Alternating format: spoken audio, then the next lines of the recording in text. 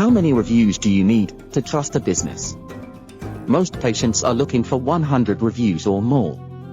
So, you want to invest in ways to get more reviews on Google. You want to get more reviews, and aim to get more reviews on Google. Get your free report on how your competition is doing, so you can be one step ahead. Can you request a review from the patient and ask for Google reviews? You sure can, as long as you don't ask for it to be positive or for a certain number of star ratings, and you don't offer any rewards for positive reviews, which is essentially a bribe and not looked upon kindly. Most hair transplant clinic owners find it time-consuming and a bit awkward to ask for reviews, or have the staff chase after patients. We help our clients with Google reviews to get more reviews on Google by asking patients on their behalf. So we do it for them, and get them more reviews on Google, saving them time, headache, and some heartache. How to get more reviews for your hair transplant practice? 1. Ask for it. 2. Get a service like ours that does the asking for you, with fair pricing, and not costing you an arm and a leg. So how to get more reviews, and how to get more Google reviews, needs to be a priority for you if you are like the smart business executives who were surveyed in the earlier article. When we talk with our clients and explore their specific circumstances, we show them how they can use negative reviews to bring in more business. How many stars do you need on your Google reviews to convince a potential hair transplant patient that you are the right business for them? 4.2 stars and higher seems to be the magic number for higher conversion. If you have anything lower, it is time to ask for help with Google reviews. 49% of consumers need at least a 4-star rating before using a business.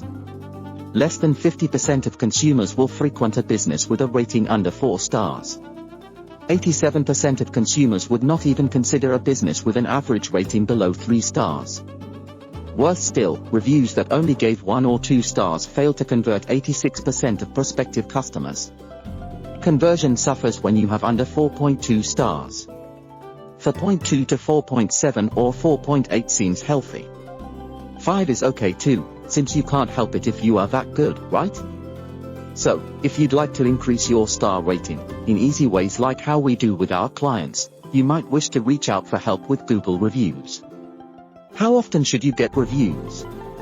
If your reviews are less frequent than 1 month, people start wondering if you are still in business, why aren't people visiting you, and why you haven't had any business in a month.